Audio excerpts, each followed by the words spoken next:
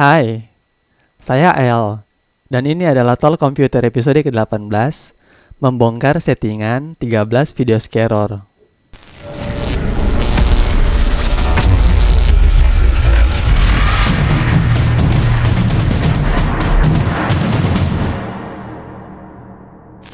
Beberapa hari telah berlalu sejak saya membuat surat terbuka untuk scaror.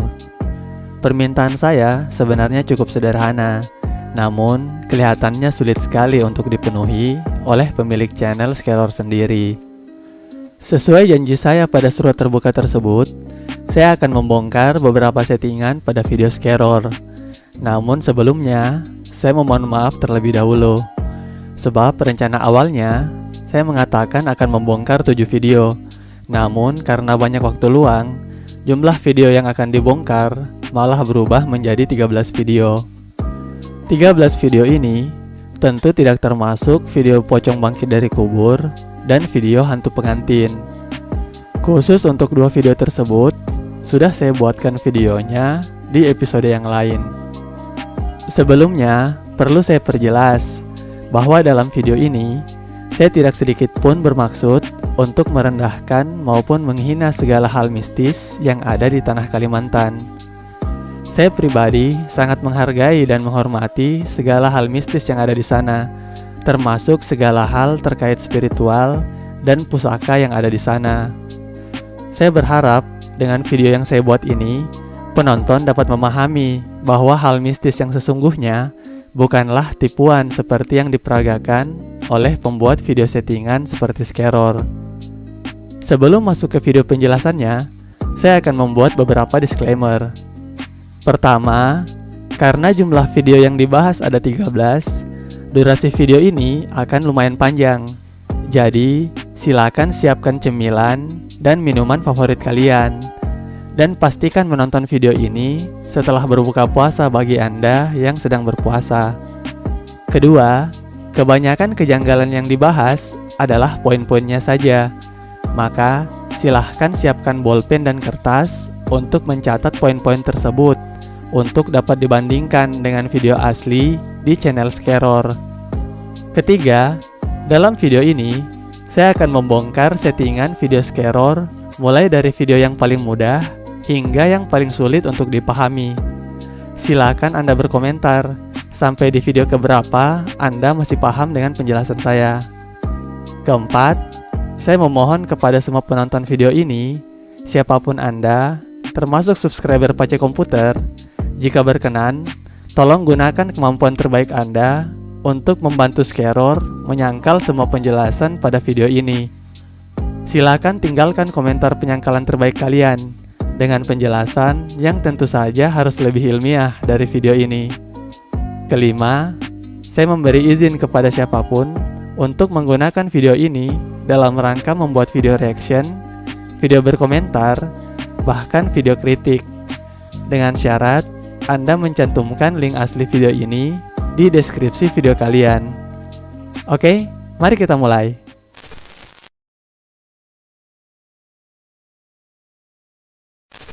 Video pertama, Hantu Mariaban Kalimantan, 1 minggu pemanggilan Mariaban hutan.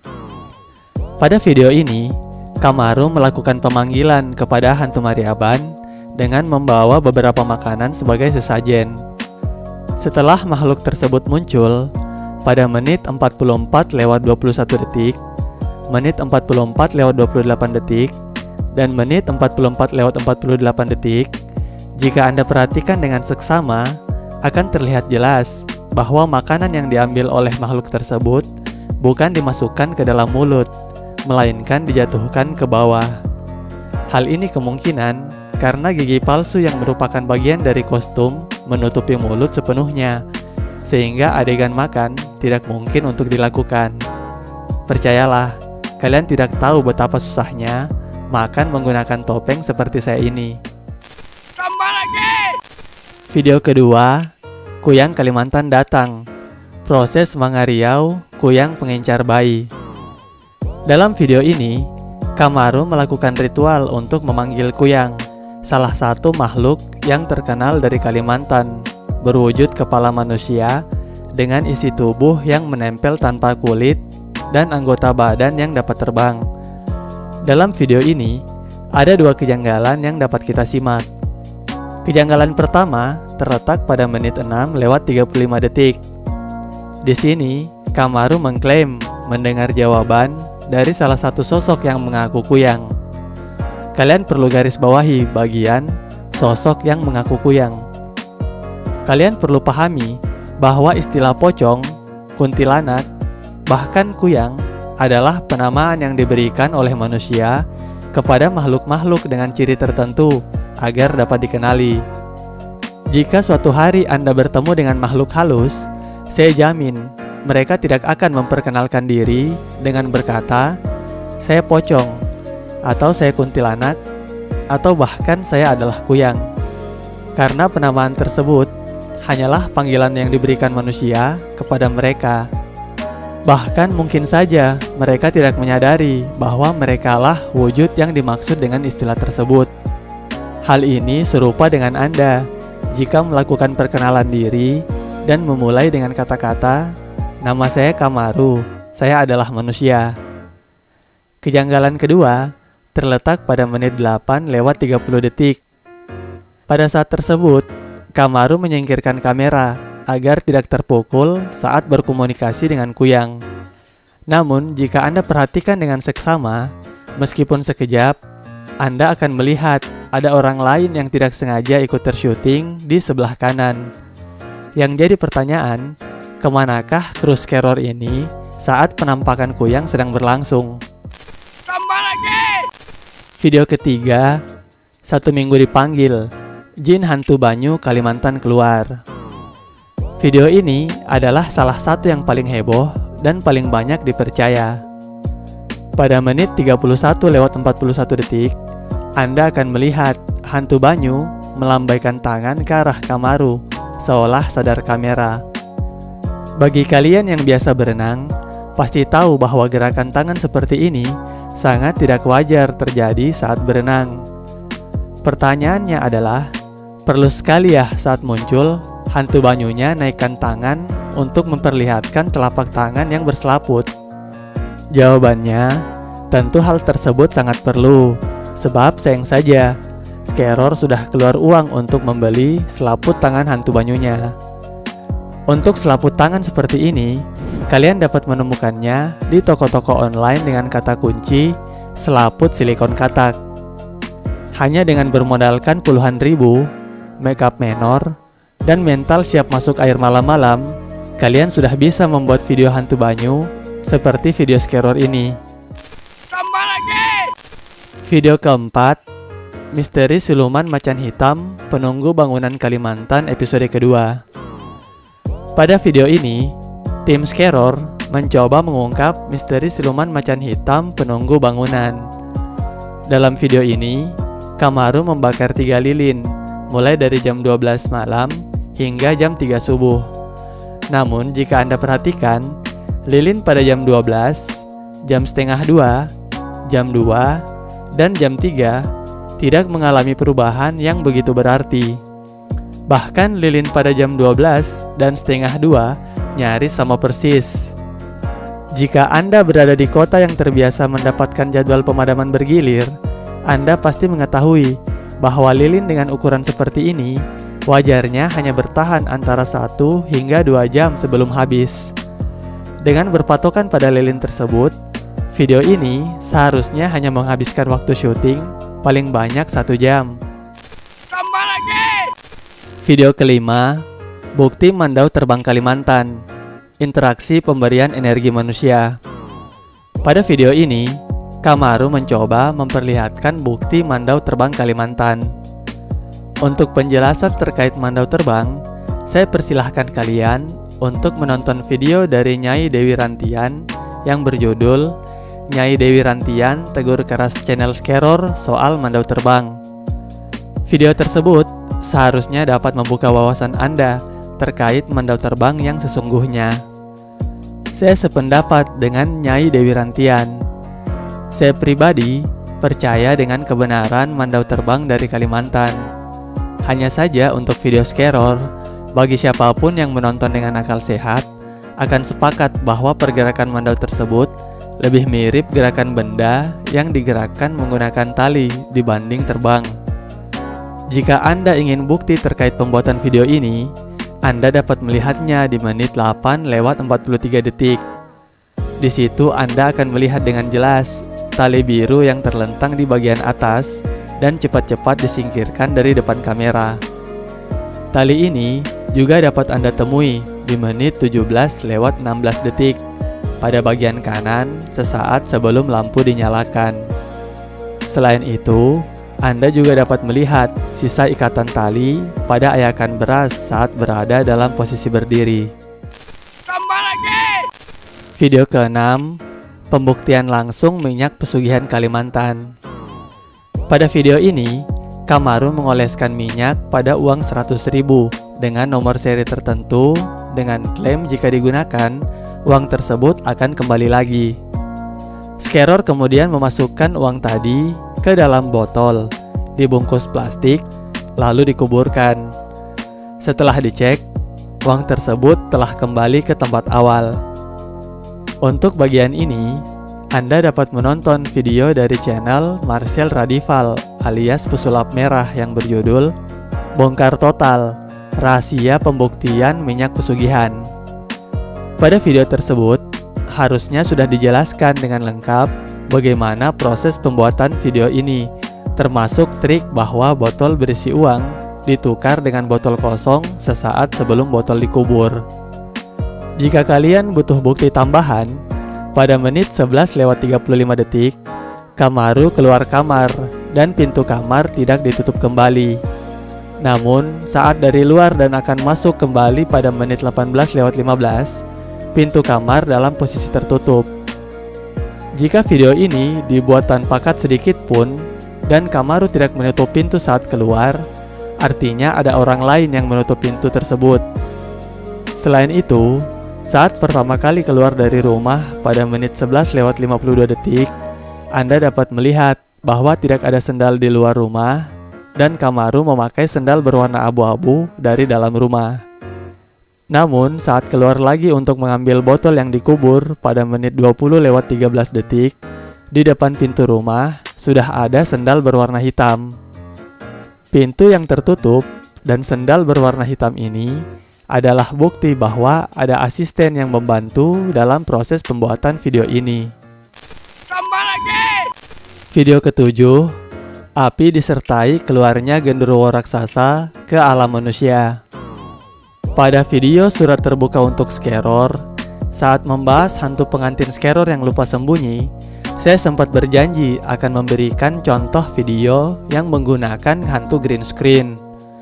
Nah, contoh yang paling cocok untuk memperlihatkan hantu green screen adalah video Skeror yang berjudul Api Disertai Keluarnya Genderuwo ini. Dalam video ini, Skeror mencoba memanggil makhluk gaib dengan membakar kemenyan. Pada menit 17:18 detik, kalian akan melihat penampakan yang diklaim sebagai penampakan genderuwo. Apakah Anda percaya bahwa ini adalah penampakan genderuwo betulan? Sebelum terlanjur percaya, silakan Anda masuk ke YouTube, lalu di pencarian, masukkan kata kunci Green Screen Shadow Nightmare. Maka, kalian akan melihat secara jelas sosok genderuwo yang katanya merupakan penampakan ini. Skeror, oh Skeror, tuduh orang lain pakai hantu green screen, padahal dia sendiri yang pakai.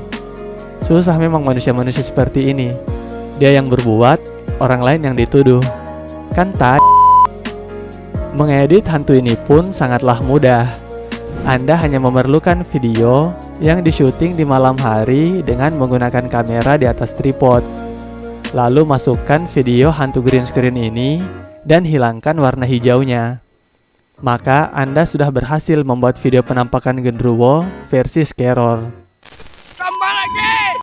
Video ke-8, mengejar dan mencekik siluman hitam pengejar telur orang Kalimantan. Pada video ini, Kamaru mencari sosok siluman yang dikabarkan sering mengganggu masyarakat. Pada menit 5:30 detik, Anda akan melihat penampakan yang diklaim sebagai sosok bayangan perempuan. Namun, apakah Anda percaya begitu saja? Seperti trik penampakan genderuwo, video ini juga dibuat bermodalkan kamera di atas tripod dan video hantu green screen. Silakan Anda buka YouTube dan masukkan kata kunci green screen effect ghost girl. Lalu download video hantu dari channel Green Screen Effect. Maka Anda sudah menemukan pemeran hantu bayangan perempuan versi Scaror. Tambah lagi. Video ke-9, pembuktian uang goib Kalimantan, sumber uang jin yang sesungguhnya. Pada video ini, Kamaru yang berada di sebuah makam di hutan mencoba meminta uang gaib. Setelah meletakkan kain orange di atas piring dan menabur bunga melati di atasnya, Kamaru membuka kain dan mendapatkan uang 300.000. Bagi saya, di antara semua video Scaror, ini adalah salah satu yang paling menyesatkan. Dalam semua videonya, Scaror selalu mengklaim tidak ada unsur kemusyrikan dan perusakan akidah dalam setiap videonya. Namun dalam Islam, tindakan meminta seperti ini jelas sudah mengarah ke arah kemusyrikan dan tentu saja merusak akidah. Dan yang lebih keterlaluan adalah proses syuting video ini dilakukan di makam Datu Martika yang berlokasi di Desa Tampang, Kecamatan Lampihong, Kabupaten Balangan, Kalimantan Selatan. Jika Anda googling dengan kata kunci makam Datu Martika, Anda akan menemukan bahwa makam ini didaftarkan sebagai cagar budaya. Dan biasanya makam yang diperlakukan istimewa seperti ini adalah makam alim ulama atau orang yang penting. Saya saja ikut geram saat membayangkan ada yang membuat video menyesatkan, terlebih menggunakan makam alim ulama sebagai tempat syutingnya. Namun, selain videonya menyesatkan, ternyata video itu pun hanyalah rekayasa belaka. Jika kalian cermati, saat Kamaru beralasan pergi mengambil bunga, terlihat jelas bahwa video ini sudah dipotong pada menit 6:38 detik.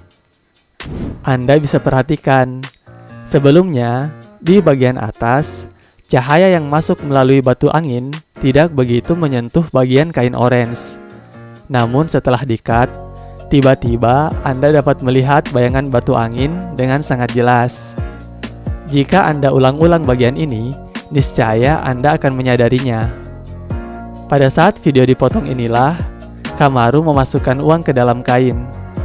Selain itu, saat membuka kain, Anda dapat melihat uang tersebut sebenarnya diletakkan di lipatan terakhir kainnya dan harusnya mudah saja untuk ditemukan. Namun, Kamaru membuat seolah-olah uangnya berada di dalam lipatan yang rumit. Hal ini dilakukan untuk membuat videonya tampak lebih meyakinkan. Tambah lagi. Video ke-10, tembak di kepala, pengujian minyak kebal Kalimantan keluarga kami. Pada video ini, Kamaru dan istrinya menguji minyak kebal dengan cara menembakkan kepala dengan senapan.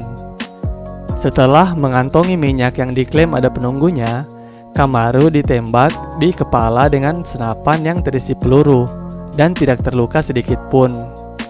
Jika Anda perhatikan dengan seksama, pergerakan senapan dan laser selama proses penembakan sangat tidak sinkron.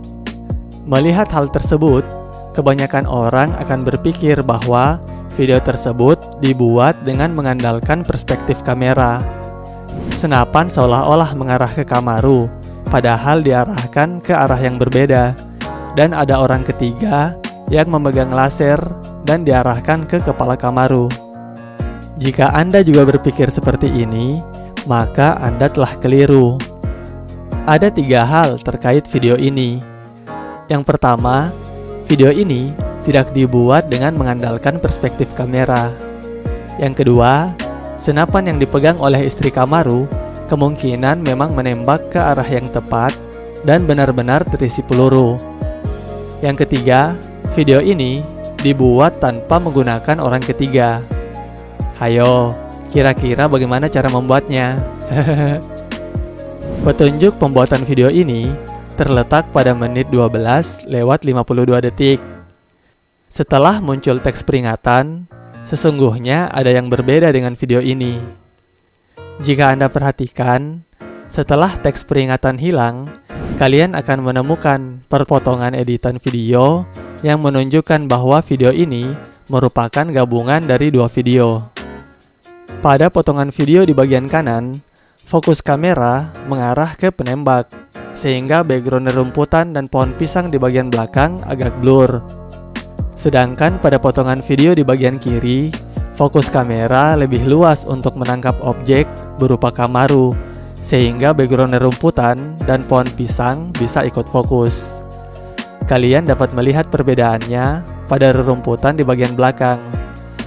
Bagian kanan tampak sedikit blur, sedangkan bagian kiri akan lebih jelas. Adegan video ini diambil dengan dua proses. Pertama, adegan menembak saat Kamaru sudah tidak berada di posisi. Kemudian adegan kedua, penembak mengarahkan laser ke kepala dan Kamaru pura-pura tertembak. Lalu pada proses pengeditan, kedua video tersebut tinggal digabungkan dan disesuaikan timingnya.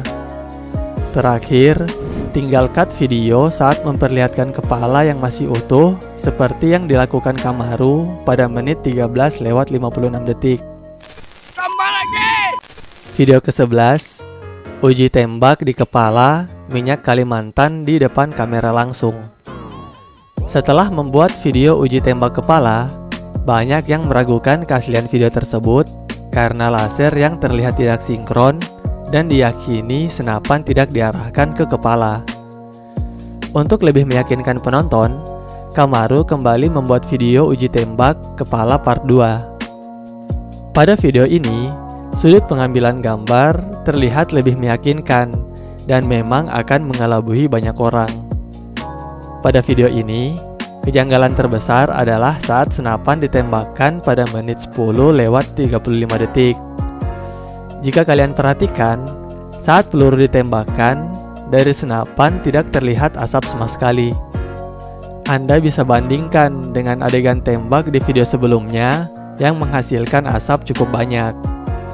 Dan bagi Anda yang memiliki pengalaman dengan senapan angin, Anda tentu dapat mengenali suara senapan kosong saat ditembakkan. Namun, jika senapannya kosong, bagaimana trik pembuatannya? Sedangkan video ini diambil tanpa cut. Jawabannya terletak setelah menit 6:30 detik. Sepintas, video terlihat normal. Namun, sebenarnya pada bagian ini terdapat dua video yang digabungkan.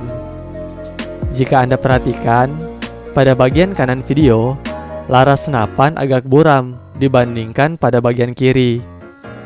Potongan ini akan terlihat sangat jelas saat Kamaru memasukkan peluru ke dalam senapan dan kursi bergetar.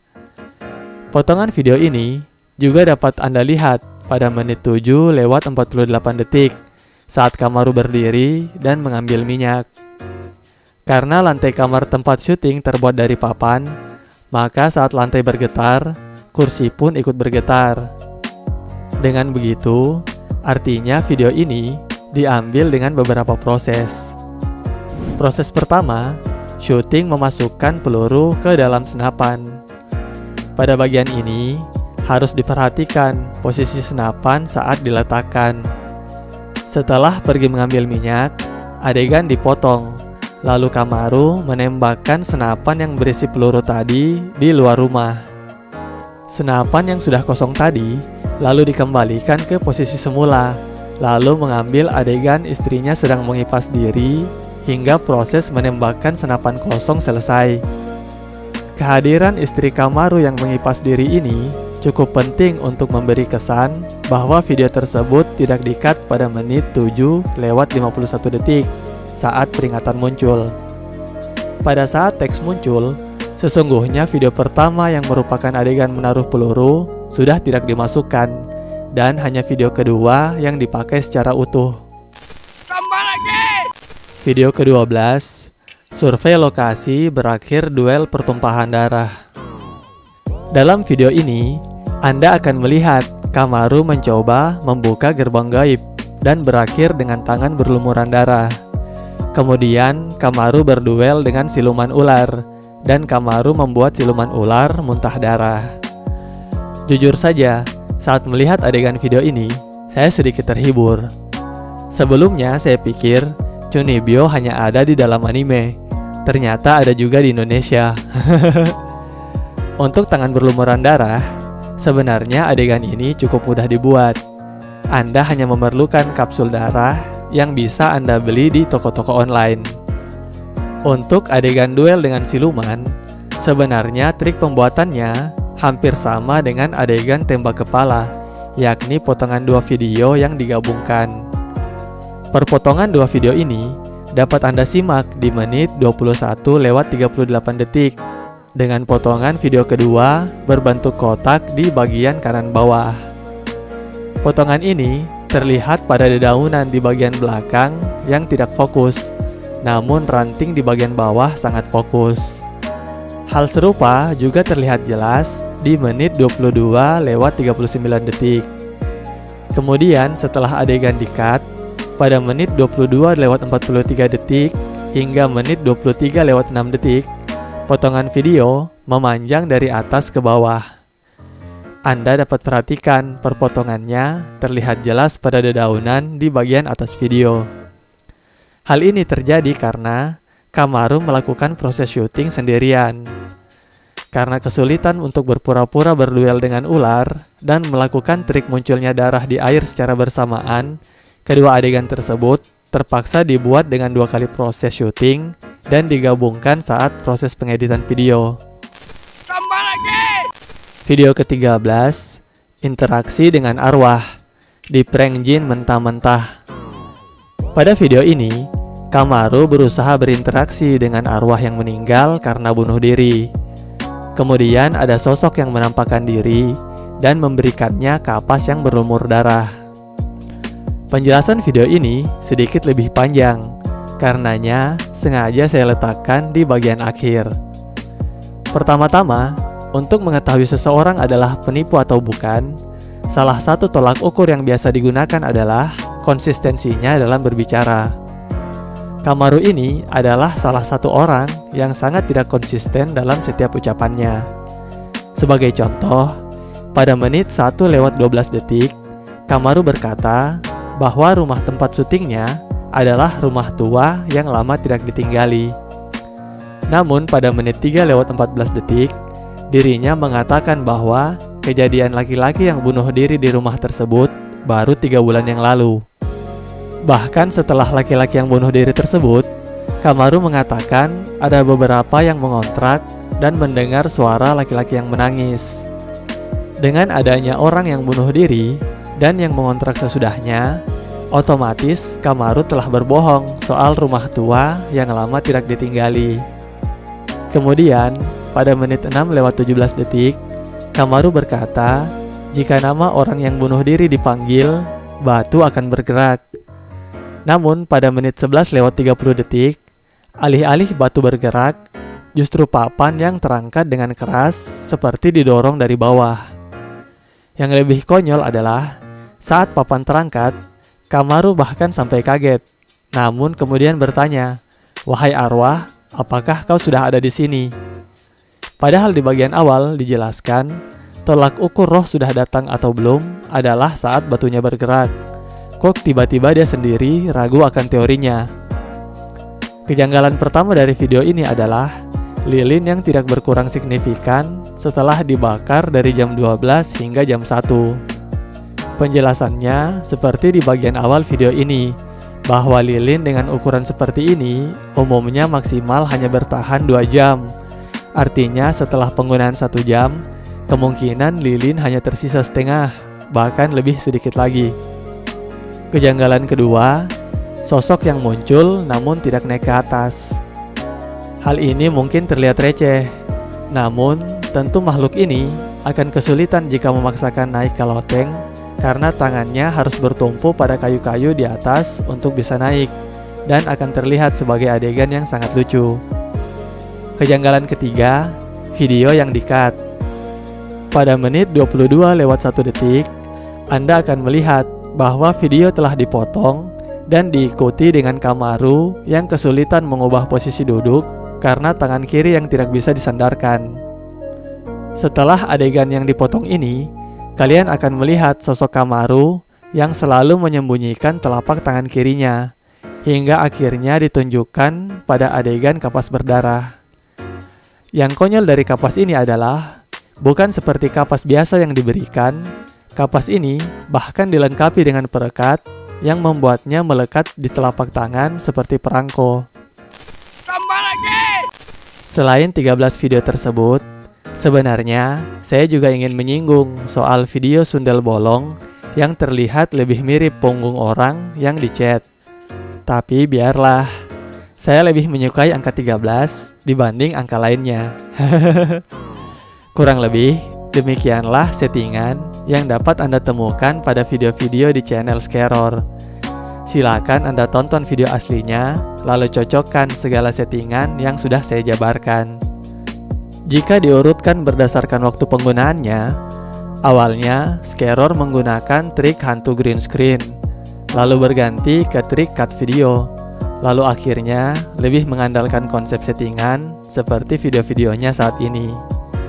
Seperti kata-kata saya di awal, Anda dipersilahkan memberi komentar terbaik untuk membantu Scaror menyangkal semua penjelasan di video ini. Saya pribadi berdoa, semoga setelah video ini, Scaror cepat menembus angka 1 juta subscriber, atau bahkan 10 juta subscriber pada bulan depan. Semoga juga video Scaror yang berbahaya seperti video uji kebal tidak dilaporkan sebagai konten berbahaya. Dan dari hati yang paling dalam, saya juga berdoa, semoga sampai kapanpun Scaror tidak mendapat masalah dengan orang-orang yang mungkin saja akan tersinggung dengan konten sesatnya yang membawa-bawa agama dan budaya Kalimantan. Bagi kalian yang menonton video ini, sampaikan salam sayangku ke Scaror dan salam hormatku kepada seluruh warga Kalimantan. Sekian Talk Computer episode kali ini, sampai jumpa di episode berikutnya. Bye!